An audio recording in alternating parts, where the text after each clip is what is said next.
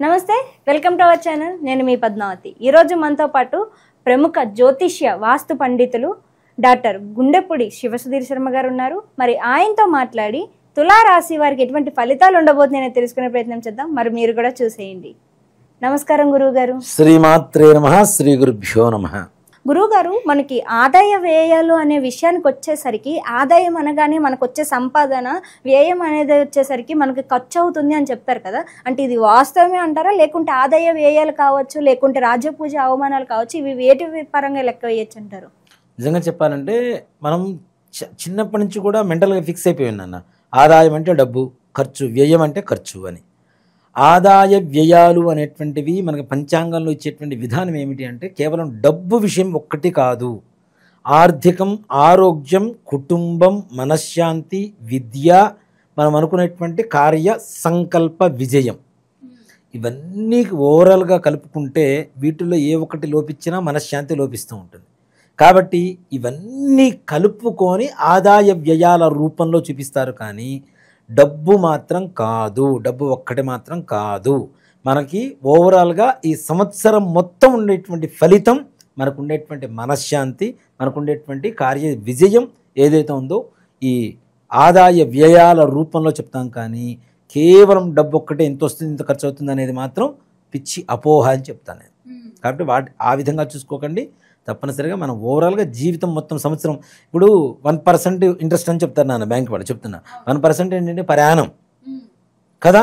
అట్లానే ఆదాయ వ్యయాలు కూడా మన పంచాంగంలో చెప్పుకునేవన్నీ కూడాను సంవత్సరం మొత్తానికి పనికొచ్చేట్టుగా మనకు ఉండేటువంటి మనశ్శాంతినే ఆదాయ వ్యయాలుగా చూసుకోవాలని చెప్తాం.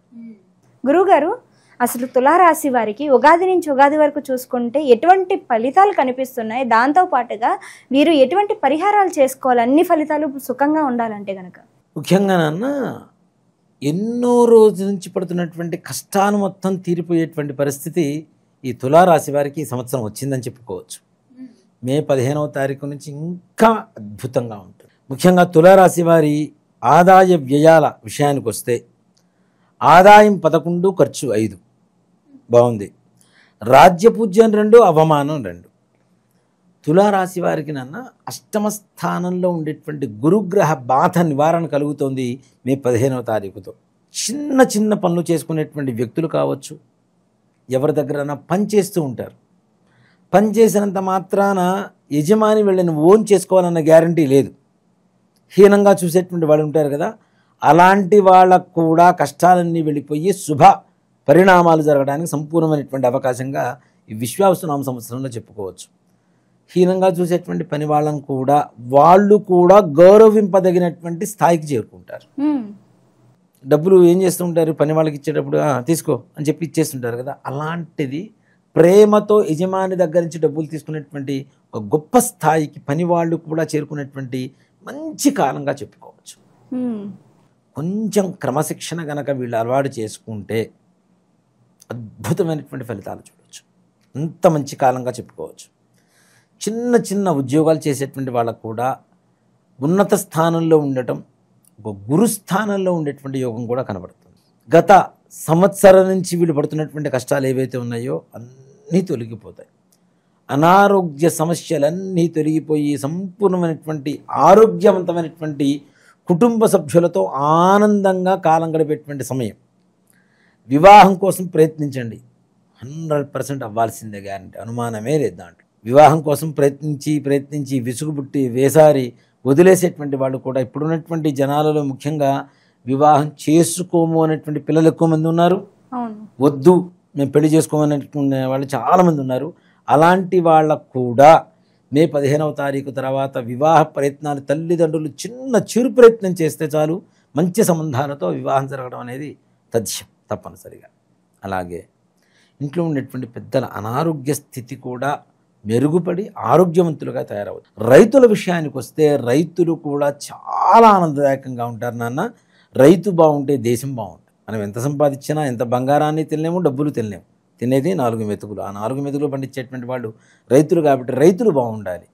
ఆ రైతులకు కూడా సకాలంలో వర్షాలు పడుతూ ఉంటే చక్కగా మంచి పంటలు చేతికి వస్తాయి, చక్కగా సంపాదించుకునేటువంటి పరిస్థితి కనబడుతుంది. రియల్ ఎస్టేట్ రంగం వారి వ్యవహారానికి వస్తే రియల్ ఎస్టేట్ రంగం వారు కూడా ఈ సంవత్సరం తులారాశి వారు అధికమైనటువంటి ఆర్థిక లాభాన్ని పొందేటువంటి సంపూర్ణమైనటువంటి సానుకూలంగా ఉండేటువంటి సమయంగా విశ్వావసునామ సంవత్సరాన్ని తులారాశి వారికి చెప్పుకోవచ్చు. మంచి ఆదాయం ఉంటుంది. అసలు దీని మీద పెద్దగా లాభం రాదు అనుకునేటువంటి ప్రాజెక్టులు కూడా వాళ్ళు ఊహించిన దానికంటే మంచి అధికమైనటువంటి లాభాన్ని తెచ్చిపెడుతూ ఉంటాయి. అలాగే చుట్టుపక్కల ఉండేటువంటి వ్యక్తులతో కొంతమందితో జాగ్రత్త. మోసం చేసేటువంటి వ్యక్తులు ఎక్కువగా ఈ తులారాశి వారి చుట్టూ తిరుగుతూ ఉంటారు.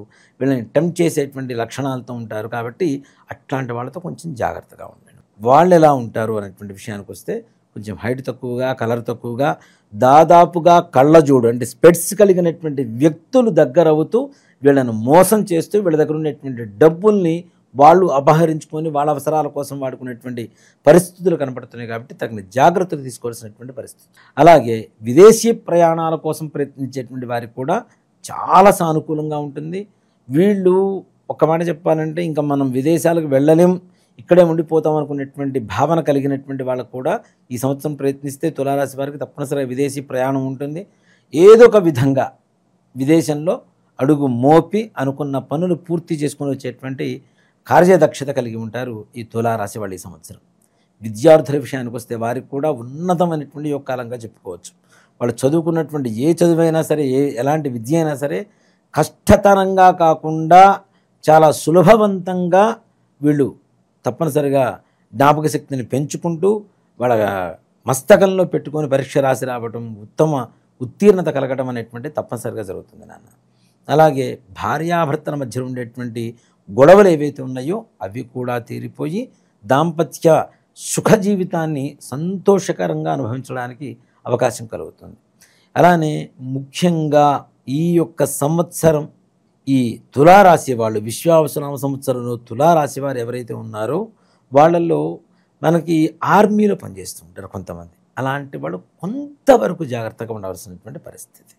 అలాగే శత్రువులు కూడా మిత్రులుగా మారుతూ ఉంటారు.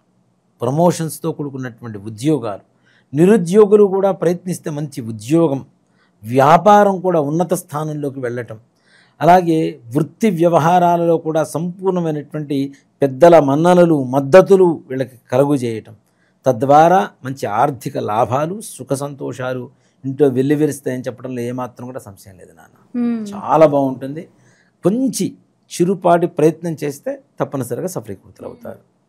కానీ గురువుగారు ఎంత మంచి ఫలితాలు కనిపించినప్పటికీ కూడా కాస్త అక్కడక్కడ మిశ్రమ ఫలితాలు అనేవి కనిపిస్తున్నాయి. మరి ఇలాంటి విషయాల్లో ఎటువంటి పరిహారాలు చేసుకోవాలంటారు వీరంతా కూడా?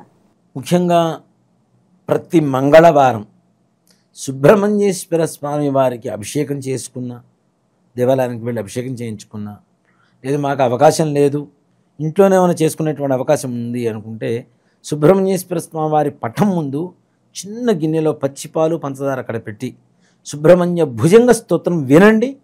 విని ఆ యొక్క పాలు, పంచదార ఏవైతే ఉన్నాయో మిశ్రమాన్ని స్వామివారికి నివేదన చేసి తప్పనిసరిగా ఆ యొక్క తీర్థప్రసాదాలు స్వీకరిస్తే సంతాన విషయంలో, వివాహ విషయంలో, ఆర్థిక విషయంలో, అలానే పిల్లలు మాట వినేటువంటి విషయంలో కావచ్చు, రియల్ ఎస్టేట్ వ్యాపారం చేసేటువంటి వాళ్ళకి కావచ్చు, రాజకీయ నాయకులకు కావచ్చు, ఏ రకమైనటువంటి వృత్తి వ్యాపారాలు చేసేటువంటి వాడు కావచ్చు, ఉద్యోగ విషయంలో కావచ్చు, సుబ్రహ్మణ్యేశ్వర స్వామి వారి పరిపూర్ణమైనటువంటి అనుగ్రహం కలిగితే చాలు నాన్న. నిజంగా మాట చెప్పండి, సుబ్రహ్మణ్యేశ్వర స్వామి వారు ఎలా ఉంటుందంటే మనం ఎడిక్ట్ అవ్వడం ఒక్కటే ఆలస్యం, ఆయన మనకి తొందరగా ఎడిక్ట్ అయిపోతాడు, మనతోనే ఉంటాడు. మన చెయ్యి పట్టుకొని అరే ఇది నీ దారి అని చెప్పి ఒక దారి చూపించేటువంటి ఒక గొప్ప శక్తి ఎవరన్నా ఉన్నారు అంటే సుబ్రహ్మణ్యేశ్వర స్వామి వారు.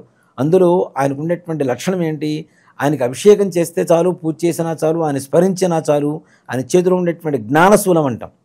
ఈ జ్ఞానశూలం ఎంత షార్ప్గా ఉంటుందో మన బ్రెయిన్ అంత షార్ప్నెస్ పెరుగుతుంది. పిల్లలకు కావచ్చు, పెద్దలకు కావచ్చు. అసలు ఈ తులారాశి వాళ్ళ కుటుంబంలో ఏ ఒక్కళ్ళు పుట్టినా సుబ్రహ్మణ్యేశ్వర స్వామి వారిని స్మరించడం అనేటువంటిది, పూజించడం అనేటువంటిది చేస్తే వాళ్ళకు ఉండేటువంటి సకల కష్టాలు అన్నీ తీరిపోతాయి నాన్న. చాలా చక్కగా వివరించారు గురుగారు. అసలు వీరికి ఎటువంటి ఫలితాలు ఉండబోతున్నాయితో పాటుగా ఎటువంటి పరిహారాలు చేసుకోవాలో కూడా చాలా సింపుల్గా వివరించారు, ప్రతి ఒక్కరూ చేసుకునే విధంగా. ధన్యవాదాలు గురుగారు. శ్రీమాత్రే నమః. శ్రీ గురుభ్యో నమః.